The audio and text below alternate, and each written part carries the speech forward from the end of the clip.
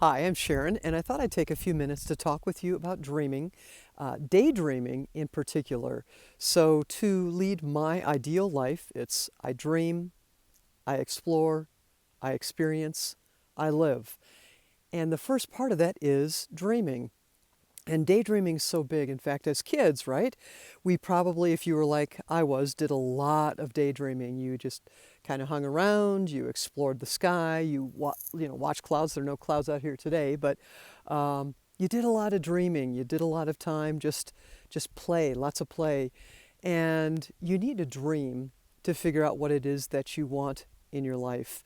You need to explore to figure out what things you want to try. You need experience to determine what it is you'd like to bring into your life. And then you need to live.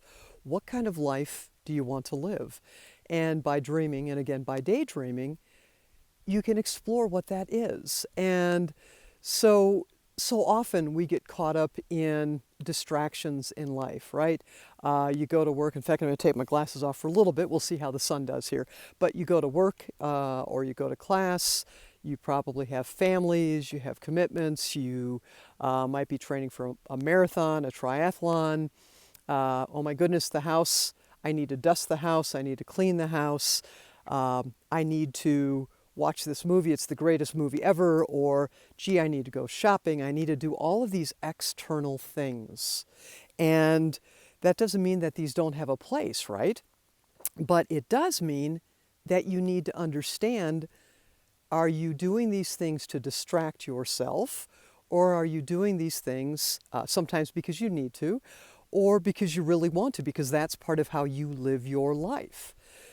But paying attention to what's going on inside and not letting your outer world influence too deeply your inner world. Because so often, I don't know about you, but life can get crazy. And when you're not paying attention to your inner compass, your inner guidance system, it's too easy to let the external world influence what you do. And more specifically, it has an effect on your inner world. You might feel extra stress. You may feel anxiety. You may feel the I'm not good enough, or how come they have that and I don't? Well, do you really want that? What is it that you want? So that's where the dreaming, the daydreaming can come in. Switch hands here. I apologize for jerking around a little bit. But when we daydream, when we explore that inner world, when we give ourselves that time to just be with ourselves, we get closer to who we are.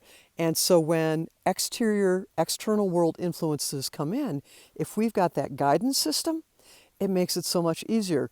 Way back when, I used to fly airplanes, and I had decided that if I if I fly the airplane, I needed to know how to fix it.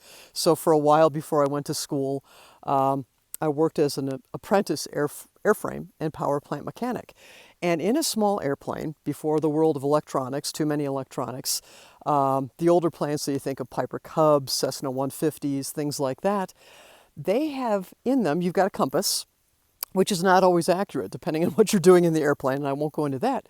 But to make sure the plane stays on course, to make sure that you have the right attitude, that you see where you are with the horizon and all that, you need your instruments. And the instrument panel has something behind it called a gyroscope, and it spins up. It's a pneumatic thing. But when the gyro is spinning correctly, when the inner guidance system is correct in the airplane, the instruments that rely on that gyro, that you rely on as a pilot, they perform properly. If that gyro gets wonky, those instruments can go crazy and you get lost. And it's the same thing I feel with your inner guidance system, your inner gyro, your inner compass. When you've got that correct, when you know your true north, when you spend that time with yourself, listening to yourself, daydreaming, thinking about what you want to bring into this world, what you want for your life, then craziness can go on around you in that outer world. And yeah, you may get buffeted a little bit, but you know what? You get back to your true north so much easier. And so I want to share a daydream that I've had working with one of my coaches. part of it was dreaming. Where do you want to be down the road? Where do you want to be in 5 years or whatever that is? And I'm like, oh my goodness, I want a ranch. And so I'm an artist. I'm a coach. I'm also a product manager for a company that I love that matches my beliefs, my system, my inner guidance. But what I really want to have is I'd like to have a huge ranch, and behind me, not quite a ranch, but a lovely forest. And what I want on there is I want a huge art studio so I can bring people for retreats. I want to be able to have a stable with horses where I can bring people, let's go ride on the who knows how many hundreds of acres, right? And so a few weeks ago, I took the first step in that. So I dreamt about what it was I wanted. And what it was that I wanted is horses. I wanted to get on the back of a horse and really learn how to ride a horse. So for the past few weeks, I've been taking horseback riding lessons just once every couple weeks. It's been about 40 years since I've really been on the back of a horse. So what I'm learning here is everything about riding a horse, including going to the stable, getting his name is Tequila, getting him haltered up, bringing him in so I can clean his hoofs, so I can brush him down, so I can saddle him, put on the bridle, all that great stuff. And then we go riding. I learn things. I have muscles I've not used in many years. And then I bring him back and repeat the process. And to me, it's fantastic because what that is, it is a step towards my dream. So one of the things I dreamt I wanted to ride horses because I want a ranch and because I just want to be on the back of a horse. Explore. All right, where can I take a horseback riding lesson? I've got a lovely coworker who said, try this gal. She actually happens to be a barrel racer. So don't be surprised if 5 years from now I'll also be barrel racing. We'll see. We'll see. But then experience, right? So I'm now experiencing what it's like to take care of a horse. You know, it's not everyday things, but I'm getting a feel for it. Do I like it? Yes, I do. And so I'm living that kind of a life.